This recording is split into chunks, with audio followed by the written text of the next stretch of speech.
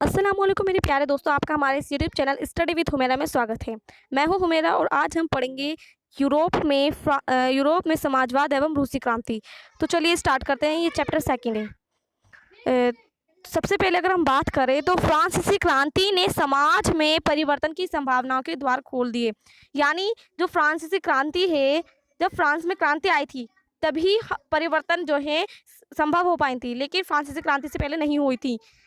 और इन्हीं संभावनाओं को मूर्त रूप देने में तीन अलग अलग विचारधाराओं का विकास हुआ। ठीक है, वो विचारधाराएं कौन कौन सी थी? वो थी उदारवादी, रूढ़िवादी और परिवर्तनवादी। ये तीन अलग अलग विचारधाराएं थी। ठीक है, रूढ़िवादी के मुख्य विचार क्या थे? रूढ़िवादी लोग जो है उनके क्या क्या मुख्य विचार थे? रूढ़िवादी के मुख्य विचार थे उदारवादी और परिवर्तनवादी का विरोध करना। यानी जो उदारवादी और जो परिवर्तनवादी थे उनका विरोध करते थे कौन? रूढ़िवादी। अतीत का सम्मान करते थे, जो पिछला बीत चुका उसका सम्मान करते थे कौन? रूढ़िवादी। बदलाव की प्रक्रिया धीमी हो, और ये चाहते थे कि जो बदलाव की प्रक्रिया हो वो बहुत ही धीमी हो। ठीक है, और उसके बाद आता है उदारवादियों के मुख्य विचार। तो उदारवादियों के मुख्य विचार क्या थे? इनका मुख्य विचार थे सभी धर्मों का आदर सम्मान। ये सभी धर्मों का आदर सम्मान करते थे। क्या उसमें कोई से भी धर्म हो, हिंदू हो, मुस्लिम हो, सिख हो, ईसाई हो, कोई से भी धर्म हो, ये सभी धर्मों का आदर करते थे और सम्मान करते थे। अनियंत्रित सत्ता का विरोध करते थे, यानी सत्ता जो है वो नियंत्रित होनी चाहिए, अनियंत्रित नहीं कि मतलब कभी भी कैसे भी कहीं पर भी। तो उसका विरोध करते थे जो अनियंत्रित सत्ता होती थी। व्यक्ति मात्र के अधिकारों की रक्षा के पक्षधर थे। जो व्यक्ति है उसके मात्र के, यानी हर व्यक्ति का अधिकार होने चाहिए, तो उसके रक्षा के पक्षधर में थे कौन? उदारवादी। प्रतिनिधित्व पर आधारित निर्वाचित सरकार के पक्ष में थे। खड़ा हो रहा चुनाव में उसके आधार पर हो तो उसके पक्ष में थे कौन? उदारवादी। सार्वभौमिक वयस्क मताधिकार। सार्वभौमिक वयस्क मताधिकार में क्या आता है? इसमें 18 वर्ष से ऊपर के और बिना जाति लिंग भेद किए हर किसी को वोट डालने का अधिकार होता है। तो इसके स्थान पर संपत्ति धारकों को वोट डालने का अधिकार के पक्ष में थे, यानी हर कोई नहीं डाल सकता था, सिर्फ और सिर्फ जिसके पास संपत्ति है सिर्फ और सिर्फ वो ही वोट डाल सकते थे, और कोई नहीं डाल सकता था वोट। फिर उसके बाद जो है तीसरी विचारधारा परिवर्तनवादियों के मुख्य विचार। तो परिवर्तनवादियों के मुख्य विचार क्या थे? बहुमत आधारित सरकार के पक्षधर थे, यानी ये बहुत ज़्यादा जिसमें मत हो उस पर आधारित जो सरकार है उसके पक्षधर में थे परिवर्तनवादी।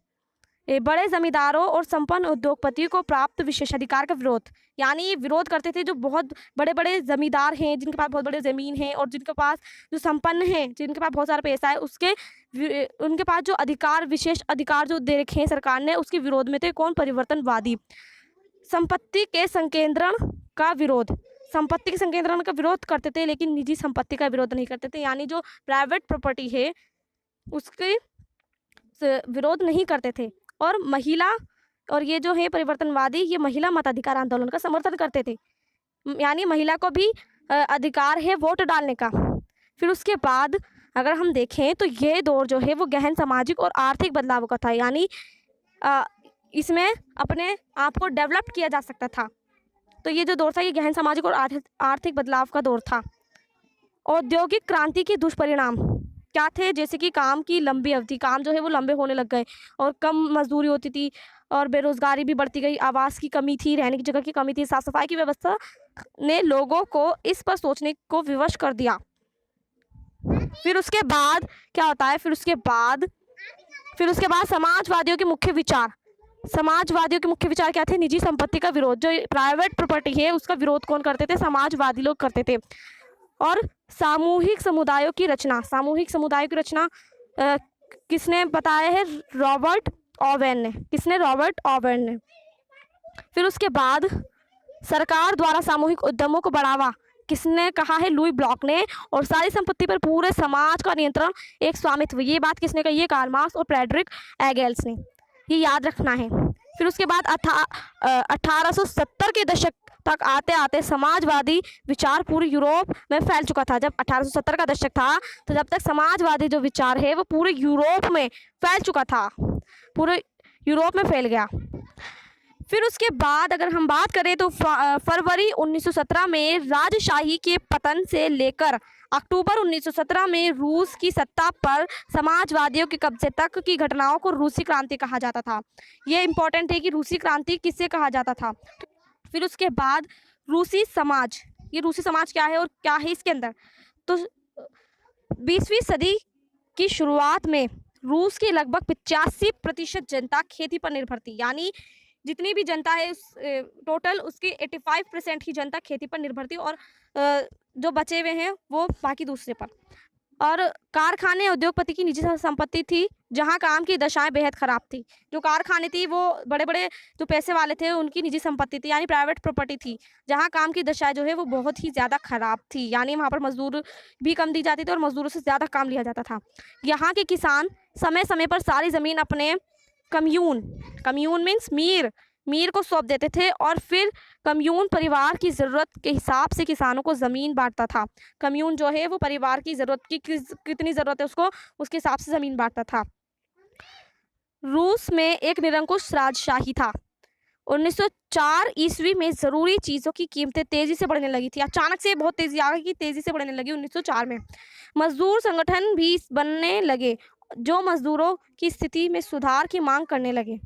ठीक है, फिर उसके बाद इसी दौरान पादरी गोपोन के नेतृत्व में मजदूरों के जुलूस पर जार के महल के सैनिकों ने हमला कर दिया।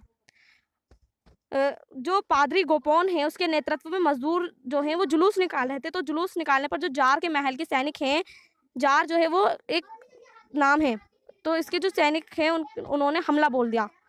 इस घटना में 100 से ज़्यादा मजदूर मारे गए थे और लगभग 300 घायल हुए थे। इतिहास में इस घटना को खूनी रविवार के नाम से भी जाना जाता है या याद किया जाता है। तो ये खूनी रविवार जो है ये पेपर में बहुत ज़्यादा पूछा जाता है, तो इसको याद करना है। फिर 1905 की क्रांति की शुरुआत इसी घटना से हुई थी। किस घटना से? खूनी रविवार से हुई थी, जो 1905 की क्रांति हुई थी। सारे देश में उड़ताल होने लगी, मतलब सारे देश में जो है हड़ताल हो गई थी जब खूनी रविवार हुआ। तो विश्वविद्यालय बंद कर दिए गए।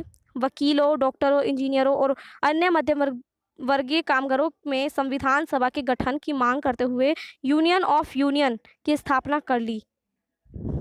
जार एक निर्वाचित परामर्शदाता संसद ड्यूमा के गठन पर सहमत हुआ, परंतु मात्र 75 दिनों के भीतर पहली ड्यूमा, 3 महीने के भीतर दूसरी ड्यूमा को उसने बर्दाश्त कर दिया। फिर उसके बाद तीसरे ड्यूमा में उसने रूढ़िवादी राजनेताओं को भर दिया ताकि उसकी शक्ति पर अंकुश ना लगे। हम पढ़ेंगे ये 1914 ईस्वी में प्रथम विश्व युद्ध शुरू हो गया जो 1918 तक चला। इसमें 2 केंद्रीय शक्तियाँ थी, जिसमें जर्मनी, ऑस्ट्रिया और तुर्की, और मित्र राष्ट्र जिसमें फ्रांस, ब्रिटेन व रूस के बीच में लड़ाई शुरू हुई, जिसका असर लगभग पूरे विश्व पर पड़ा। ये बहुत इंपॉर्टेंट है। फिर उसके बाद हम पढ़ते हैं फरवरी क्रांति। तो सबसे पहले हम इसका कारण पढ़ेंगे, फिर घटनाएं, फिर प्रभाव। तो चलिए स्टार्ट करते हैं। कारण की क्या क्या कारण थे फरवरी क्रांति के? प्रथम विश्व युद्ध को लंबा खींचना, तो ये भी एक कारण था कि जो प्रथम विश्व युद्ध है वो बहुत ही लंबा खींच गया था, तो ये इसकी वजह से फरवरी क्रांति हुई। राजपुतिन का प्रभाव, असंख्य रूसी सैनिकों की मौत होने लग गई थी, सैनिकों का मनोबल गिरना था और शरणार्थियों की समस्या पैदा हो गई थी। फिर उसके बाद खाद्यान्न की कमी होने लग गई थी, उद्योगों का बंद होना था, ये सारे कारण थे। फिर अब हम इसके पढ़ेंगे घटनाएं कि क्या क्या इसकी घटनाएं थी। तो 22 फरवरी को फैक्ट्री में तालाबंदी हो गई थी और 50 अन्य फैक्ट्री के मजदूरों की हड़ताल हो गई। हड़ताली मजदूर द्वारा सरकारी इमारतों का घेराव कर लिया गया था। जो मजदूर हड़ताल कर रहे थे उन्होंने सरकारी इमारतों का घेराव कर लिया था। राज्य द्वारा कर्फ्यू लगाना और 25 फरवरी को ड्यूमा को बर्खास्त करना। 25 फरवरी को जो ड्यूमा है उसको बर्खास्त करना। फिर उसके बाद 27 फरवरी को प्रदर्शनकारियों ने सरकारी इमारतों पर कब्जा कर लिया। सिपाही एवं मजदूरों का संगठन सोवियत का गठन, सैनिकों कमांडर की सलाह पर जार का गद्दी छोड़ना। और जार ने गद्दी कब छोड़ी थी? जार ने गद्दी छोड़ी थी 2 मार्च को। ठीक है, फिर उसके बाद हम इसके प्रभाव पढ़ते हैं कि इसका क्या क्या प्रभाव थे। तो प्रभाव में रूस में जारशाही का अंत हो गया था। जो रूस है उसके अंदर जारशाही का अंत हो गया था। सार्वभौमिक वयस्क मताधिकार के आधार पर संविधान सभा का चुनाव हुआ था और अंतिम सरकार को सोवियत और ड्यूमा के नेताओं की शिरकत। फिर उसके बाद अप्रैल थीसिस। क्या है ये अप्रैल थीसिस? तो ये पढ़ते हैं। तो महान बोल्शेविक नेता लेनिन अप्रैल 1917 में रूस लौटे थे। ठीक है, उन्होंने 3 मांगे की। जिन्हें अप्रैल थीसिस कहा गया था। इन्होंने लेनिन ये जो है इन्होंने 3 मांगे करी थी। कौन-सी मांगे करी थी? 3 मांगे करी थी और वो 3 मांगे क्या थी? युद्ध की समाप्ति। वो चाहते थे कि युद्ध समाप्त हो जाए, तो उन्होंने ये एक मांग करी थी और सारी ज़मीन किसानों के हवाले कर दी जाए, बैंकों का राष्ट्रीयकरण हो, ये चाहते थे। फिर उसके बाद अंतिम सरकार और बोल्शेविक के बीच टकराव बढ़ते गए। 24 अक्टूबर 1917 का विद्रोह शुरू हो गया और शाम ढलते-ढलते पूरा पेट्रोग्राद शहर बोल्शेविक के नियंत्रण में आ गया। इस तरह अक्टूबर क्रांति पूरी हुई। ठीक है, फिर उसके बाद अक्टूबर क्रांति के बाद क्या-क्या बदला? तो निजी संपत्ति का खात्मा हो गया, जो प्राइवेट प्रॉपर्टी थी वो खत्म हो गया, बैंकों एवं उद्यमों को राष्ट्रीयकरण हो गया और ज़मीनों को सामाजिक संपत्ति घोषित कर दिया गया कि ये पूरी समाज की है, किसी एक व्यक्ति की नहीं है। अभी जाति वर्ग की पुरानी पदवियों पर रोक लगा दी गई। रूस एक दलीय व्यवस्था वाला देश बन गया, यानी वहाँ पर एक ही दल होगा, सिर्फ बहुदलीय नहीं होगा।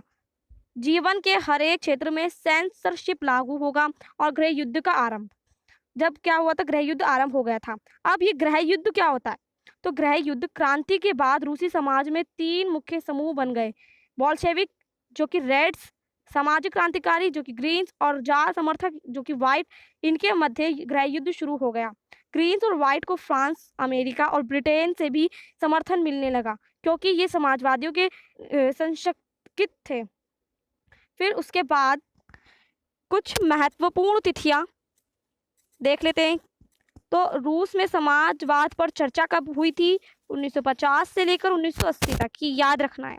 Russian social democratic workers party की स्थापना कब हुई थी? 1898 में। खूनी रविवार और 1905 की क्रांति किसे कहा गया है? 1905 को। 2 मार्च को क्या हुआ था? जो जार है उसने त्याग पत्र दे दिया था और ये कब हुआ था? 1917 में हुआ था। फिर उसके बाद 20 अक्टूबर को भी क्या हुआ था? पेट्रोग्राद में बोल्शेविक विद्रोह हुआ था। और गृह युद्ध कब हुआ था? 1918 से लेकर 1920। और कम्युनिस्ट का गठन कब हुआ था? 1919 में, कम्युनिस्ट। और सामूहिकीकरण का प्रारंभ कब हुआ था? 1929। ये सारी जो है इंपॉर्टेंट है, ये सारी 1 अंक वाले प्रश्न देख लेते हैं। ये पेपर में अक्सर पूछ लिए जाते हैं और ये इंपॉर्टेंट भी हैं। तो सबसे पहला जो प्रश्न है वो है कि साम्यवाद विचार के संस्थापक कौन थे? तो संस्थापक कौन थे जिन्होंने साम्यवादी विचार के? वो थे कार्ल मार्क्स। फिर उसके बाद सेकंड क्वेश्चन है, रूस में आर्थिक नीति को किसने प्रारंभ किया? तो किसने करा था रूस में आर्थिक नीति को? लेनिन ने। किसने? लेनिन ने। खूनी रविवार के संबंध रूस की किस क्रांति से है? 1905 की क्रांति से है। ठीक है, ये आपको याद रखना है। रूस के शासकों को क्या कहा जाता था? जो रूस के शासक थे उनको क्या कहा जाता था? उनको जार कहा जाता था। और जो है 1917 की रूस की क्रांति का आरंभ किस शहर से हुआ? किस शहर से हुआ था? तो वो हुआ था पेट्रोग्राद। फिर उसके बाद जो है रूसी इतिहास के यहाँ डैश तिथि को अंतर्राष्ट्रीय महिला दिवस के रूप में मनाया जाता है। तो यहाँ पर तिथि आएगी, तो किस तिथि को मनाया जाता है? तो यहाँ पर आएगा 22 फरवरी। क्या आएगा यहाँ पर? 22 फरवरी। फिर उसके बाद रूस की संसद का नाम देश है। तो क्या है रूस की संसद का नाम? रूस की संसद का नाम है ड्यूमा। क्या है? ये ड्यूमा, ये आपको याद रखना है। फिर उसके बाद रूस के शासक जार निकोलस सेकंड ने डैश को त्यागपत्र दिया। तो किसको? इसमें यहाँ पर सन आएगा कि किस दिन को त्यागपत्र दिया था। तो 2 मार्च 1917 को त्यागपत्र दिया था।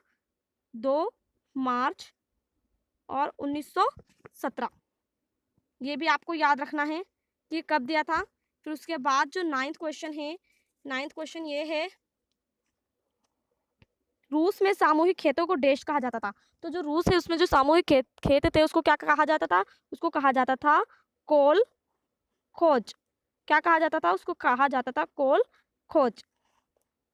और फिर उसके बाद रूस में संपन्न किसानों को डैश कहा जाता था। जो रूस में संपन्न किसान थे उनको क्या कहा जाता था? उनको कुलक कहा जाता था। क्या कहा जाता था? कुलक। ये आपको याद रखना, कुलक। फिर उसके बाद मेंशेविक के नेता कौन थे? जो मेंशेविक है उसके नेता कौन थे आखिरकार? तो केरेंस्की थे। कौन थे? केरेंस्की। केरेंस्की थे। कौन थे? केरेंस्की। फिर उसके बाद अप्रैल थीसिस किसने दी थी? तो किसने दी थी अप्रैल थीसिस? अप्रैल थीसिस दी थी लेनिन ने। किसने दी थी? लेनिन। ये आपको याद रखना है, लेनिन ने दी थी। फिर उसके बाद सामूहिकीकरण का कार्यक्रम किसने शुरू किया? जो सामूहिकीकरण का है कार्य वो किसने शुरू करा था? तो स्टालिन ने। किसने? स्टालिन ने शुरू करा था। ये भी आपको याद रखना है, स्टालिन ने शुरू करा था। फिर रूस में राजशाही का अंत किस क्रांति से हुआ था? किस क्रांति से हुआ था? फरवरी क्रांति से हुआ था। फरवरी क्रांति मैंने बताया था आपको, फरवरी क्रांति से हुआ था इसका अंत, रूस राजशाही का अंत। और फरवरी क्रांति कब की है? फरवरी क्रांति है 1917 की। फिर उसके बाद आखिरी क्वेश्चन है, रूसी गृह युद्ध में बोल्शेविक के समर्थन को किस नाम से बुलाते थे? तो किस नाम से बुलाते थे? रेड्स। ये भी आपको याद रखना है। ये सारे जितने भी मैंने आपको क्वेश्चंस बताए हैं, जितने भी वन वर्ड वाले हैं, जो जितने भी सारे क्वेश्चन बताए हैं, ये बहुत ही ज़्यादा इम्पॉर्टेंट है। और आज की वीडियो में इतना ही था। अगर आपको ये चैप्टर समझ में आया हो ज़रा सा भी, तो इस वीडियो को लाइक करिए और मेरे YouTube channel study with Humaira को सब्सक्राइब करिए। और अगर आपको कुछ भी डाउट हो, कुछ भी पूछना हो, तो मेरे से कमेंट करके पूछ सकते हैं, मैं उसका ज़रूर जवाब दूंगी। और मिलते हैं अगले नेक्स्ट चैप्टर में। तो थैंक्स फॉर वॉचिंग।